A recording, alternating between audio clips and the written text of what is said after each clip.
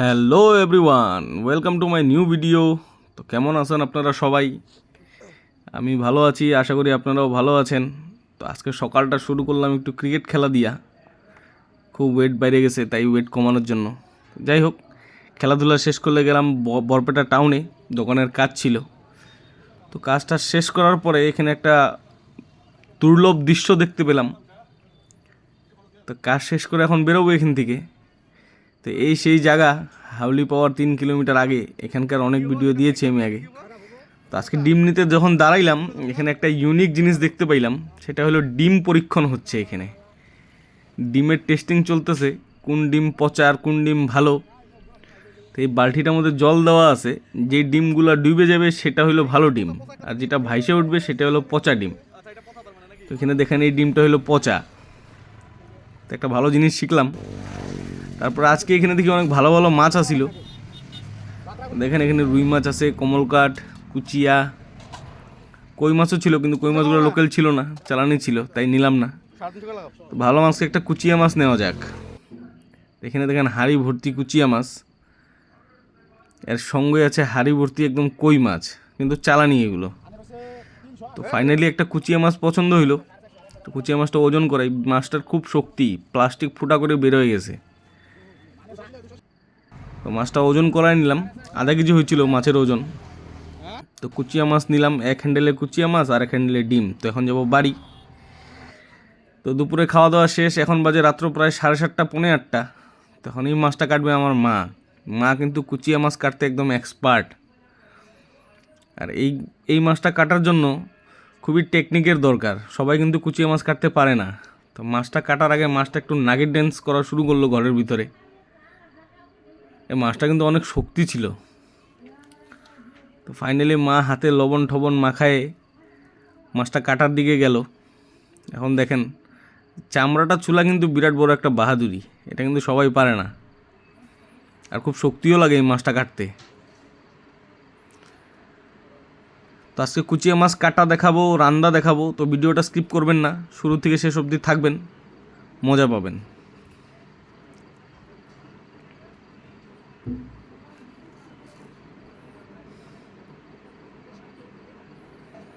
খুব শক্তি লাগে মাছটা কাটতে, খুব অনেক শক্তি লাগে।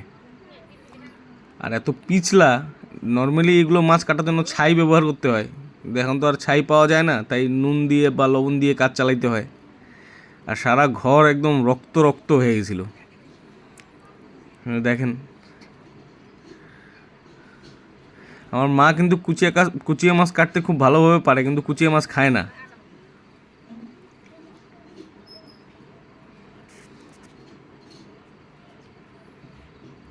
মাছটা প্রায় চুলা হয়েই গেছে।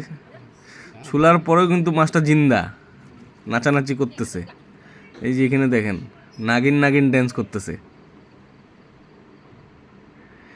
এখন চলেন মাছটা ধুয়ে নিই। এই মাছে কিন্তু অনেক রক্ত, আর কুচিয়া মাছের উপকার আছে কিন্তু, যার শরীরে হেমোগ্লোবিন কম বা রক্ত কম বা আয়রনের প্রয়োজন, কুচিয়া মাছ খাওয়াবেন, তবে তেল মশলা কম দিয়ে। তো সেটা খুব উপকারী। এখানে একটু লবণ দিয়েও ভালো মতন কষলাই নিলাম, তারপর পিস করে নিলাম মাছগুলো সুন্দর করে। তো চলেন এখন রান্নার প্রসেসগুলো স্টার্ট করি। এখানে দেখেন কি কি নিছি আমি। একটা বড় আলু নিছি, পেঁয়াজ কুচানো নিছি, এখানে আছে আদা রসুন আর কাঁচা লঙ্কা, মানে অলমোস্ট মাংস স্টাইলেই বানাবো এটাকে আমরা। তো এখন করব মশলা পেস্ট। তো আদা রসুন আর কাঁচা লঙ্কাটা পেস্ট করে নিই চলেন।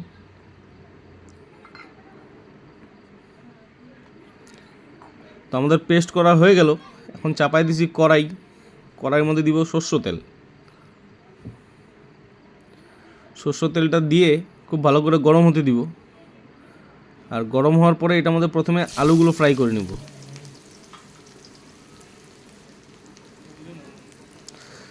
এখন দিয়ে দিলাম একটু হলুদ, জাস্ট কালার হওয়ার জন্য।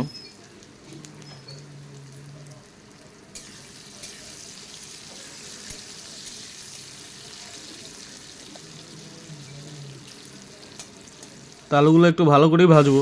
তো দেখতে পাচ্ছেন এখানে আলুগুলো প্রায় ভালো করে ভাজা হয়ে গেছে। তো আলুগুলো এখন নামিয়ে নিব। আলু নামিয়ে নিলাম। এখন আরেকটু তেল দিলাম কড়াইতে, কড়াইটাকে গরম হতে দিলাম। এখন দিব এতে জিরা সম্বার, আর সঙ্গে দিব শুকনো লঙ্কা আর তেজপাতা।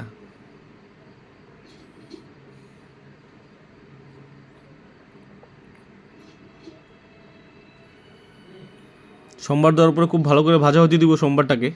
তারপর দিব এর মধ্যে পেঁয়াজ। এখানে আমি 2টা পেঁয়াজ নিয়েছি মিডিয়াম সাইজের, আপনারা চাইলে কমও নিতে পারেন বা বেশিও নিতে পারেন।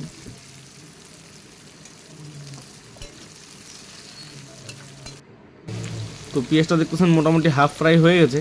এখানে দিলাম নুন যাতে পেঁয়াজটা তাড়াতাড়ি গলে যায়। আর এখানে আমাদের গুঁড়া মশলা, এখানে কাশ্মীরি চিলি পাউডার, জিরা পাউডার আর ধনিয়া পাউডার। তো দেখেন পেঁয়াজটা প্রায় 50%-এর উপরে ভাজা হয়ে গেছে। তো এখন গুঁড়ো মশলাগুলো অ্যাড করে দেবো এখানে।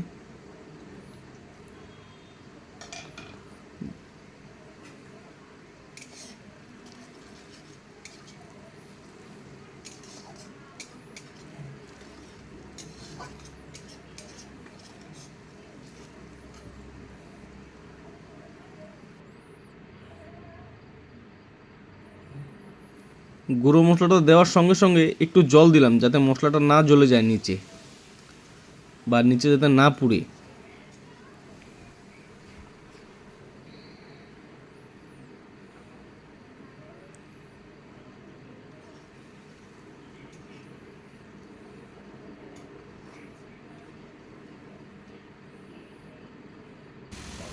দেখেন এখানে পেঁয়াজটা প্রায় ফ্রাই হয়ে গেছে, মশলাটাও খুব ভালোভাবে ভাজা হয়ে গেছে। তখন আমাদের পেস্টটা অ্যাড করব। পেস্টের মধ্যে আবার বলে দিই কী কী আছে। আদা, রসুন আর কাঁচা লঙ্কা। তখন মশলাটাকে খুব ভালো করে ভাজবো যত অবধি মশলাটা তেল না ছাড়ে। তো দেখেন তেলটা প্রায় উপরে চলে আসছে, তেলটা ভাসা ভাসা হয়ে গেছে, মানে মশলার তেল ছেড়ে দিয়েছে। তখন ফাইনালি দিলাম একটু হলুদ গুঁড়া।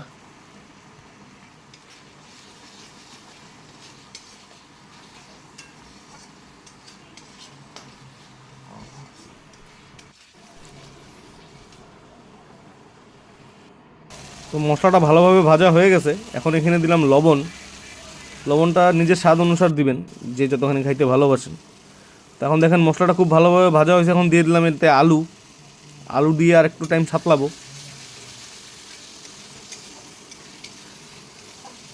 কালারটা কিন্তু একদম অসম কালার, পুরা রেড রেড। এখানে দেখেন মশলার তেল বেরিয়ে গেছে একদম।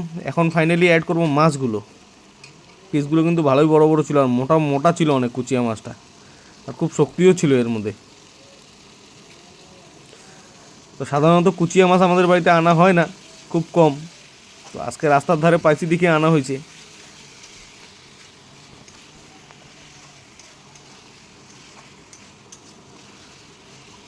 এখন মাছটা দেওয়ার পরে মাছটাকে একটু টাইম কষতে দিব।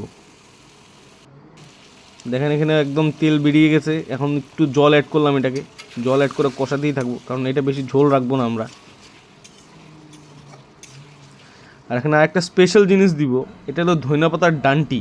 ধনিয়া পাতা আছে 2-1টা, কিন্তু ডান্টিটার ফ্লেভারটা খুব বেশি স্ট্রং হয়।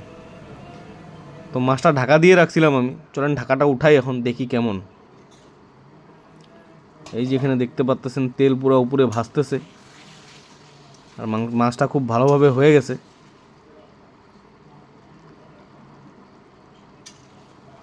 দেখেন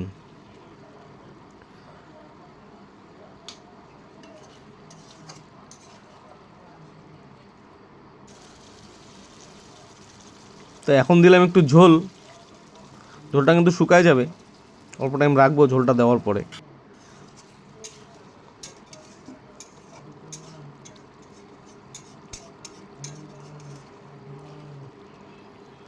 তো এতে ধনিয়া পাতাটা কিন্তু অপশনাল, এটা আপনারা চাইলে দিতেও পারেন বা নাও দিতে পারেন, বা ইচ্ছা করলে গরম মশলাও ব্যবহার করতে পারেন। তো আমি গরম মশলা ব্যবহার করলাম না, আজকে ধনিয়া পাতা ব্যবহার করলাম।